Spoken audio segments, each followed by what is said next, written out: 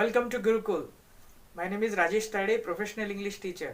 आज का हमारा टॉपिक है क्वेश्चन टैग। चलिए सीखते हैं। ये बहुत ही इम्पोर्टेंट टॉपिक है और ये आपको बहुत मदद करने वाला है। Let's see. देखिए, the name of the topic is add a question tag, जिसे हम टेल क्वेश्चन भी कहते हैं। हियर हमें यहाँ पे एक सेंटेंस दिया है, स्मरण इज अ गुड बॉय। इस सेंटेंस में ये सब्जेक्ट है, ये हेल्पिंग वर्ब है, और जब हमें इसका क्वेश्चन टैग करना है तो हमें क्या करना है? The most important thing is that सबसे पहले तो हमें ये सेंटेंस जो है वो एज इट इज लिखना है। So we will write the sentence as it is.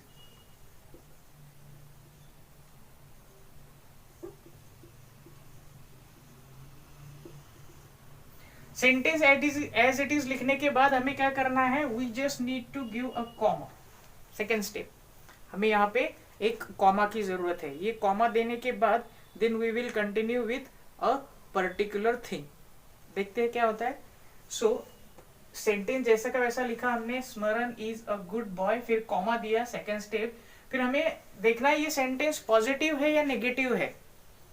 This sentence is positive sentence, क्योंकि यहाँ पे कहीं पे भी नॉट या नेगेटिव वर्ड नहीं है। सो हमें जो क्वेश्चन टैग करना है वो नेगेटिव करना है। तो ये है हमारा हेल्पिंग वर्ब। तो इज का हो जाएगा इजंट, इज का हो जाएगा इजंट, और स्मरण का जो प्रोनाउन है वो ही आ जाएगा और क्वेश्चन मार्क, इस तरह से। सो सेंटेंस हो गया, Smaran is a good boy, isn't he. This type of question is there. ऐसे क्वेश्चन टैग बनाया जाता है। Later on, coming to the next sentence, देखते हैं क्या होता है। They are playing cricket.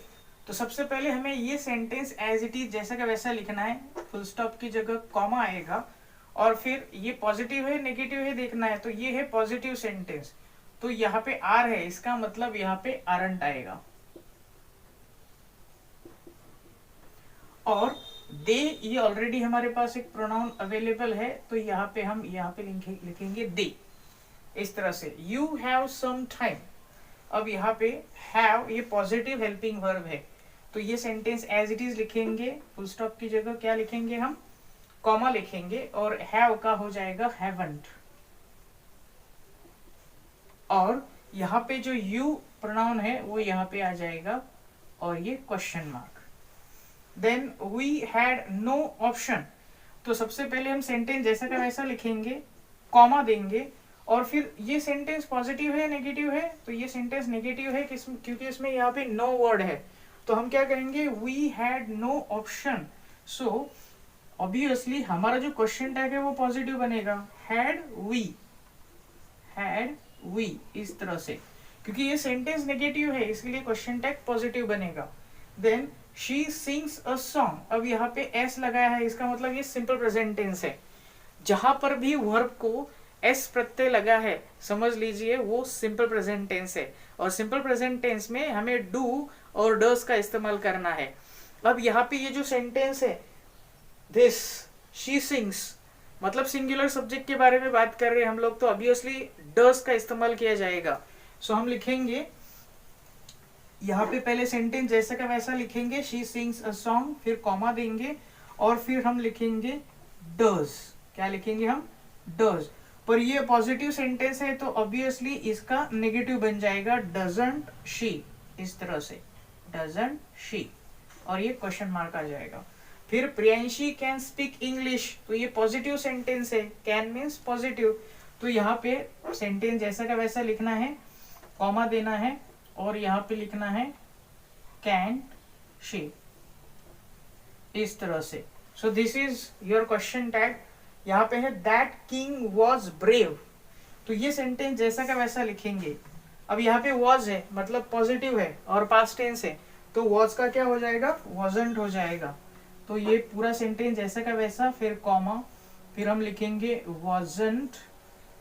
ठीक है, वॉजंट लिखने के बाद दैट किंग, मतलब एक मेल प्रोनाउन के बारे में बात कर रहे हैं, मेल सब्जेक्ट के बारे में बात कर रहे हैं, तो वॉजंट ही आएगा। लेटर ऑन यहाँ पे दिया है कुछ, मैंने इंपेरेटिव सेंटेंसेस दिए हैं, आज्ञा।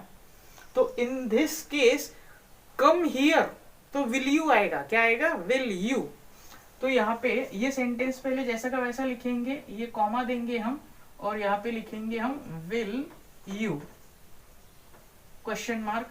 फिर अगर ये नेगेटिव हुआ तो भी कोई फर्क नहीं पड़ता, अगर ये इंपेरेटिव टाइप में आता है तो डेफिनेटली हमें डोंट डू इट का क्या होगा, don't do it, will you, इस तरह से लिखना है।